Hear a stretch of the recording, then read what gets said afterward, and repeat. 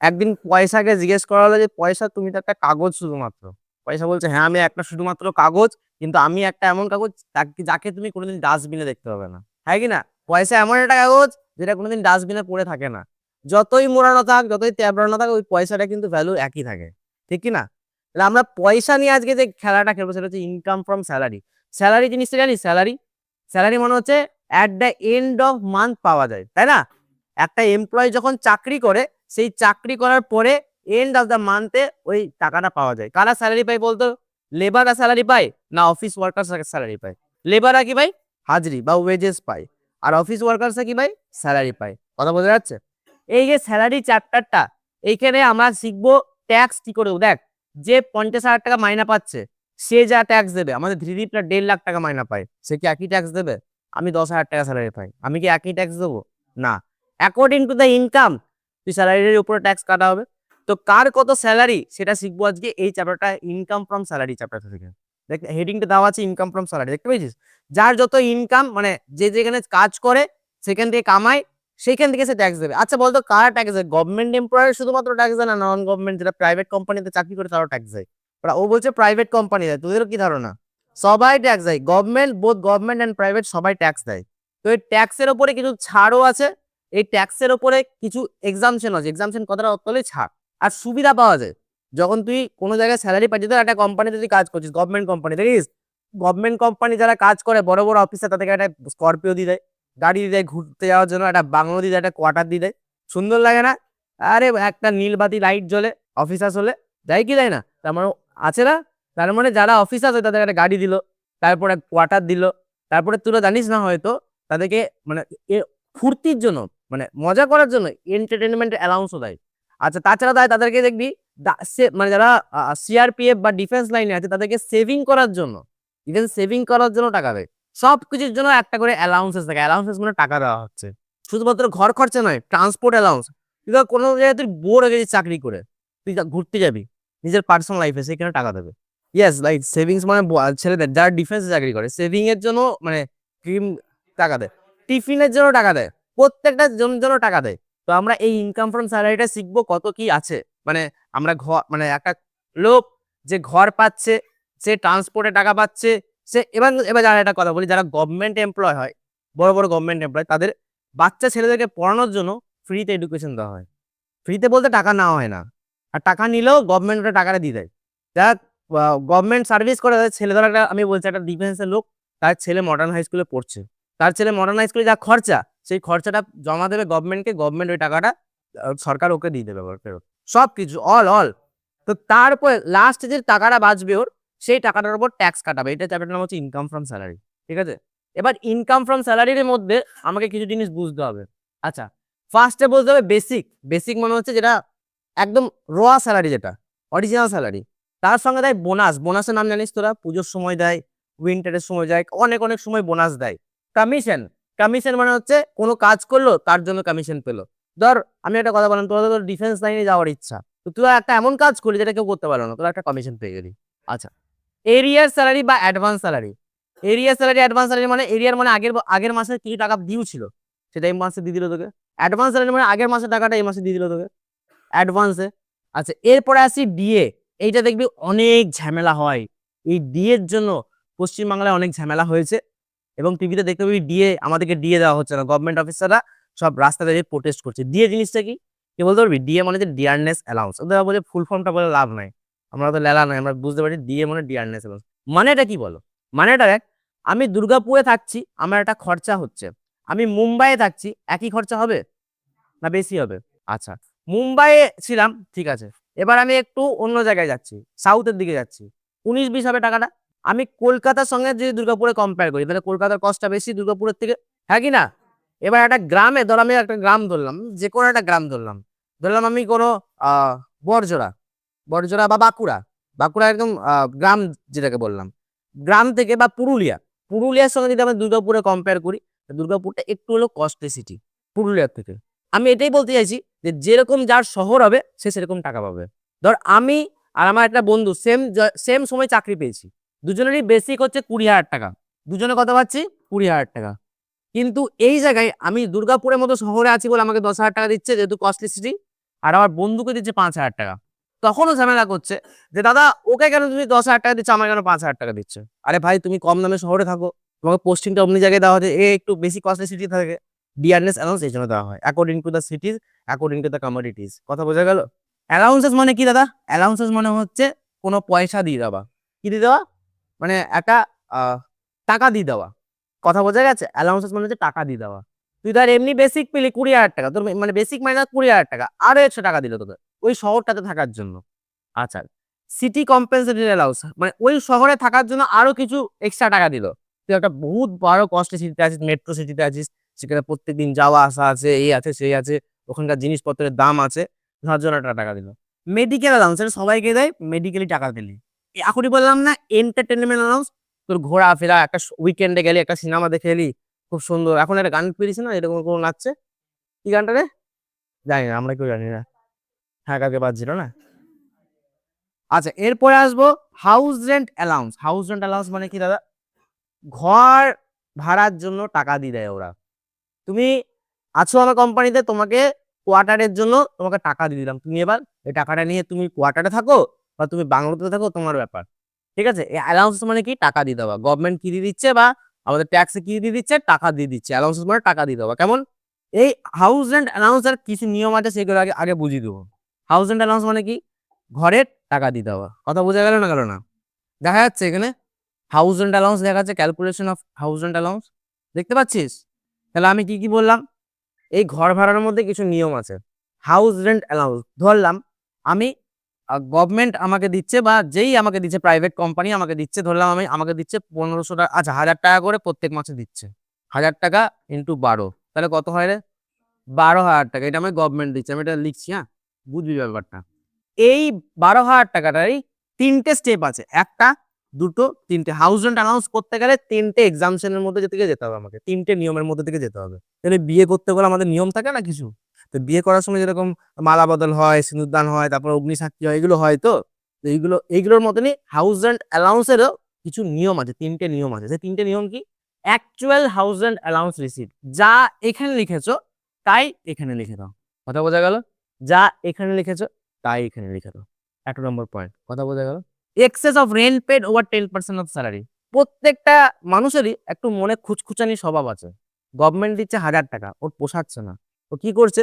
ও 1000 টাকা দিচ্ছে, ঠিক আছে দেখ না, আমি একটু 1500 টাকা ঘরে ভাড়াতে থাকবো।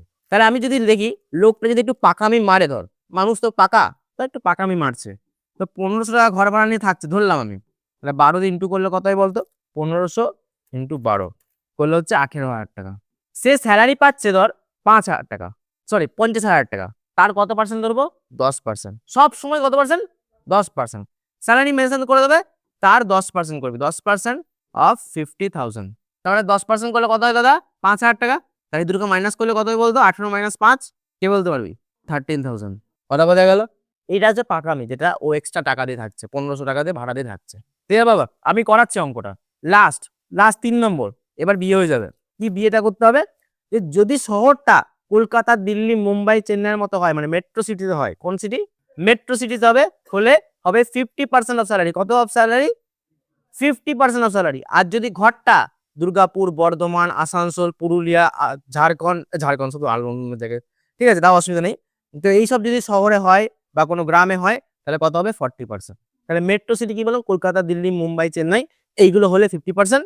আর যদি এমনি বর্ধমান, দুর্গাপুর, আসানসোল এইগুলো হয়, তাহলে কত হবে? 40%। তাহলে বল, আমি স্যালারি কত ধরেছিলাম? 50%, তাই তো? তাহলে আমি ধরলাম দুর্গাপুরে আছি, এই সরি আমি কলকাতায় আছি, তাহলে 50% অফ 50,000, তাহলে কত হচ্ছে বল? 25,000 টাকা। আমি স্টারগুলোর জায়গায় এই অ্যামাউন্টটা লিখছি তোকে বোঝানোর জন্য। এবার বল, এই তিনটের মধ্যে ছোট কোনটা? তিনটের মধ্যে ছোট কোনটা? 12,000 টাকা। তাহলে এই 12,000 টাকাটা আমি কি করব? এখানে লিখে দেবো। তাহলে আমার উত্তরটা বেরোবে এখানে নীল, মানে কোনো ট্যাক্স লাগছে না। এরকম অঙ্ক হয় না সাধারণত, আমি তোকে বোঝানোর জন্য বললাম। এখান থেকে তিনটের মধ্যে যেটা কম হবে সেটাকে নেওয়া হবে। কথা বোঝা গেল? তিনটের মধ্যে কম হলো কোনটা? 12,000 টাকা।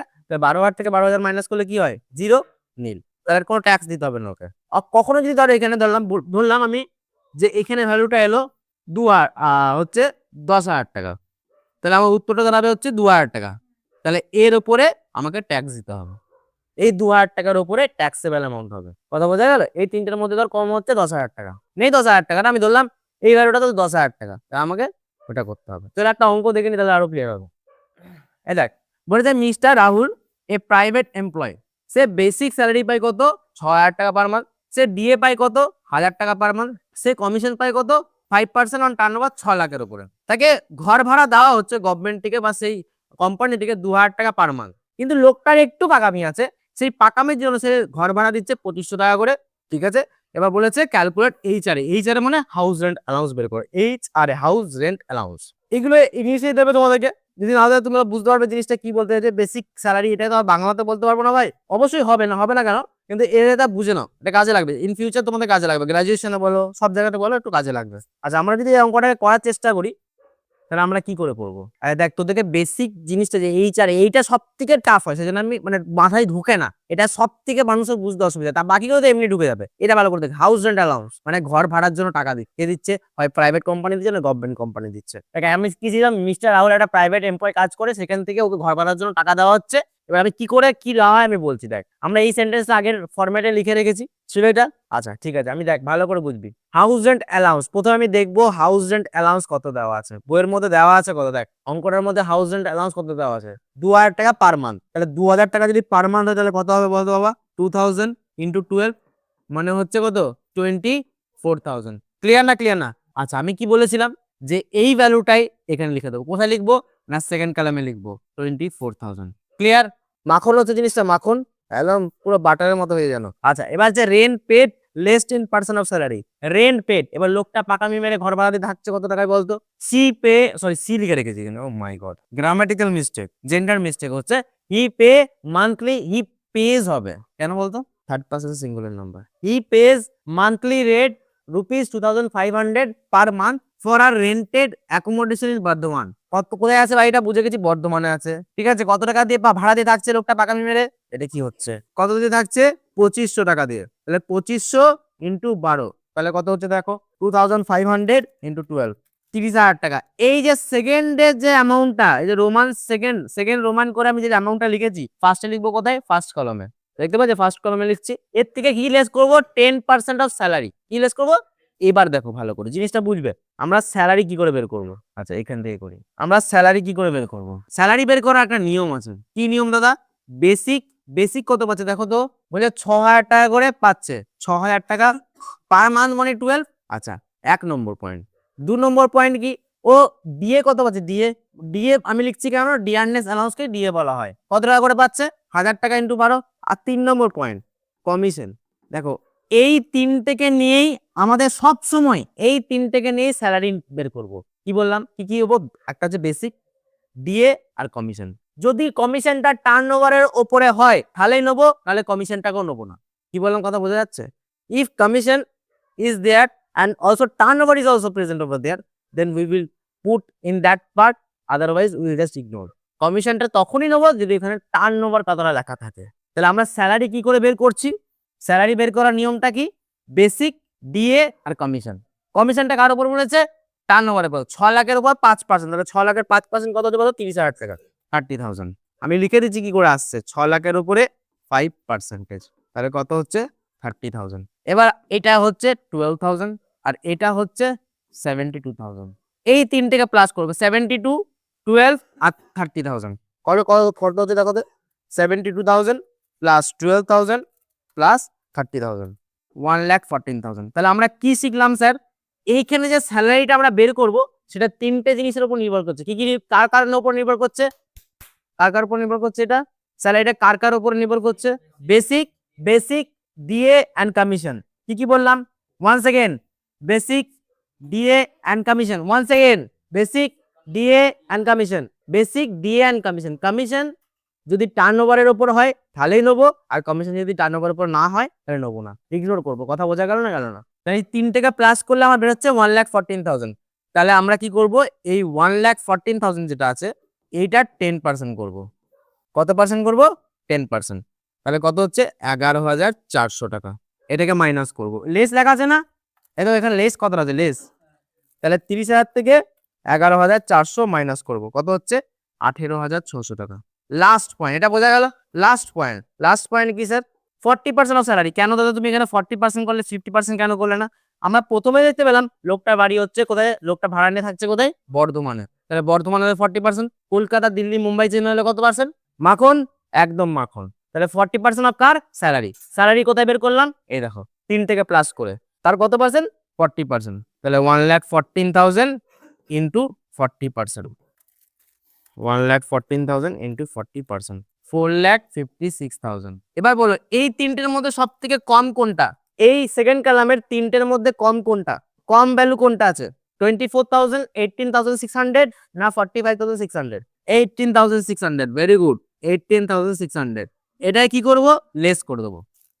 24,000 minus 18,600, that's equals to 5,400, that's say 5,400, and what we call that taxable amount. Clear না? ক্লিয়ার না? ওকে, তোমরা কি করবে, তোমাদের জন্য একটা সুন্দর একটা অঙ্ক আমি করে রেখেছি, সেই অঙ্কটাকে, আচ্ছা এই অঙ্কটাকে লিখে নাও তোমরা। তোমাদের কোন অঙ্ক করতে হবে? এই অঙ্কটা করতে হবে, এই অঙ্কটা বের করতে হবে HR এর জন্য। HR মানে হাউস রেন্ট অ্যালাউন্সের জন্য ট্যাক্সেবল অ্যামাউন্টটা, ট্যাক্সেবল অ্যামাউন্ট HR এর জন্য কত হবে? আচ্ছা আরো দুটো জিনিস শুনবি, প্রাইভেট এমপ্লয় হোক বা গভর্নমেন্ট এমপ্লয় হোক, দুটো জিনিস পায় আরো, এগুলো এক্সাম্পশন, ছাড় পায়। কি কি ছাড় পায়? টাকা পায়, একটা হচ্ছে বাচ্চাকে পড়ানোর জন্য, একটা বাচ্চাকে হোস্টেলে রাখার জন্য। এই দুটো ভালো করে জিনিস বুঝ। ধরলাম আমার ছেলেকে আমি মডার্ন স্কুলে পড়াচ্ছি, তো এই স্কুলের মাইনা হচ্ছে 1,000 টাকা, আমি ধরলাম, জানি এর থেকে বেশি, তো আমি 1,000 টাকা দিয়ে পড়াচ্ছি, আমার সন্তান হচ্ছে 3টে, তাহলে 12 মাসের জন্য, তাহলে কত হবে বলতো? 3 × 12 = 36,000 টাকা। 3টে বাচ্চার জন্য 12 মাসের জন্য, তাহলে কত হচ্ছে? 36,000। ক্লিয়ার না? ক্লিয়ার না? এবার গভর্নমেন্ট বা ট্যাক্সের নিয়ম কি বলছে, যে 100 টাকা করে অবধি ছাড় পাবে, 100 টাকা অবধি ছাড় পাবে কটা বাচ্চার জন্য? দুটো বাচ্চার জন্য। কটার জন্য? ম্যাক্সিমাম কটা? কেউ যদি 8টা হয়, কারো যদি বাচ্চা 8টা হয়, হবে না। কটার জন্য ম্যাক্সিমাম? আর ইন্টু 12 কেন? 12 মাস। এটা কনফিউজ হয়ে যাস না, 12টা বাচ্চার জন্য। অনেক 12 মানে কি 12টা বাচ্চা? না না, 12টা বাচ্চা না, 12টা মাস, মান্থ। এটা আমারও ভুল, এই মান্থ লিখে দিচ্ছি। হ্যাঁ, 12টা বাচ্চা না, কিন্তু বাচ্চা কিন্তু দুটো। কটা বাচ্চার জন্য দেবে? দুটো বাচ্চার জন্য, 12 মাসের জন্য। ক্লিয়ার? এবার ভালো করে শোন, যদি এখানে 3টে বলে তাহলে কিন্তু 3টে নেবো না, দুটো নেবো। কথা বোঝা গেল? আর যদি এখানে একটা বাচ্চা বলে, ধর লোকটা আছেই একটা বাচ্চা, তাহলে কটার জন্য দেবে? গভর্নমেন্ট কিন্তু একটা দেবে, কম দেবে কিন্তু বেশি দেবে না। কথা বোঝা গেল? একটা থাকলে একটা দেবে, দুটো থাকলে দুটো দেবে, 3টে থাকলেও দুটো দেবে, 5টা থাকলে দুটো দেবে, কিন্তু একটা থাকলে একটা দেবে। কথা বোঝা গেল? কত টাকা করে ছাড় দেবে? 100 টাকা করে। কত টাকা করে? 100 × 2 × 12। কথা ক্লিয়ার না? ক্লিয়ার না? এটা একটা এক্সাম্পশনের নিয়মটা, 10-14। 100 টাকা কমই এইটুকুই দিচ্ছে, এইটুকুই ছাড় দেবে। 100 টাকা করে দেবে, 100 টাকা করে দেয় গভর্নমেন্ট স্কুলে, 100 টাকা করে ছাড় দেয় না। 100 টাকা × 12 × 12। ক্লিয়ার? আচ্ছা, এবার হচ্ছে হোস্টেল অ্যালাউন্স, বাচ্চাকে হোস্টেলে রাখছি। আচ্ছা আমি বাচ্চাকে হোস্টেলে রাখছি, সেইখানেও ধরলাম আমার ধর 2,000 টাকা করে খরচা হচ্ছে, 2,000 টাকা খরচা হচ্ছে 3টে বাচ্চার জন্য, ইন্টু 12 মাস, তাহলে আমার 72,000 টাকা খরচা হচ্ছে। এখানে গভর্নমেন্ট কত টাকা দেবে? 300 টাকা। কত টাকা? ইন্টু 2 × 12, 12টা কিসের জন্য? 12টা মাস। আর দুটো কিসের জন্য? দুটো বাচ্চা। ম্যাক্সিমাম কটা বাচ্চার জন্য দেবে দুটো ক্ষেত্রেই? দুটো। বোঝা গেল না? গেল না? ম্যাক্সিমাম কিন্তু দুটো বাচ্চার জন্য দেবে। এডুকেশনের জন্য 100 টাকা করে, আর হোস্টেলে পড়ার জন্য কত টাকা? 300। কথা বোঝা গেল? যদি এখানে একটা বাচ্চা দেয় তাহলে কত হবে? একটা দিয়ে ইন্টু হবে। দুটো বাচ্চা হলে দুটো দিয়ে ইন্টু হবে, কিন্তু 3টে বাচ্চা হলেও দুটো দিয়ে ইন্টু হবে। কথা বোঝা গেল? তাহলে ওয়ান্স এগেইন আমার সঙ্গে সঙ্গে বলো, মাখন করতে হবে জিনিসটা। এডুকেশনের জন্য কত টাকা করে দেবে? কত টাকা? 100 টাকা। এডুকেশনের জন্য 100 টাকা। হোস্টেলে পড়াতে হবে, তাহলে খাওয়া দাওয়া খরচা আছে, তাহলে একটু বেশি লাগবে। কত টাকা? 300 টাকা। কটা বাচ্চার জন্য? 12টা নয় কিন্তু, 12টা মাস। কথা বোঝা গেল? অনেকে আবার 12 ইন্টু করতে ভুলে যায়, 12 মাসের জন্য এটা ইন্টু করতে হবে কিন্তু। বোঝা গেল?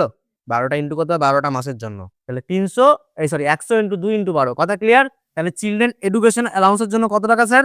100 ইন্টু দুটো বাচ্চার জন্য ইন্টু 12 মাস, এটা হচ্ছে নিয়ম। আর চিলড্রেন হোস্টেল অ্যালাউন্সের জন্য কত? 300, 2 × 12। এবার যদি আমি বারবার করে বলছি, একটা হলে কিন্তু একটাকেই দেবো, দুটোকে দেবো না। কম হলে কমকে দেবে গভর্নমেন্ট, বেশি দেবে না কিন্তু। দুটো হচ্ছে ম্যাক্সিমাম। ক্লিয়ার না? ক্লিয়ার না? জিনিসটা পুরো মাখন হয়েছে জিনিসটা। ব্যাস, এটা হচ্ছে মেন ক্লিয়ার। আজকের অ্যালাউন্সেসের পার্টটা হচ্ছে এইটুকুই। এই অ্যালাউন্সেস যদি তোর মাথায় ঢুকে যায়, আর অঙ্কটা পরের দিনকেই শেষ হয়ে যাবে। আর এই অঙ্কটাতে 6 নম্বর আসবেই।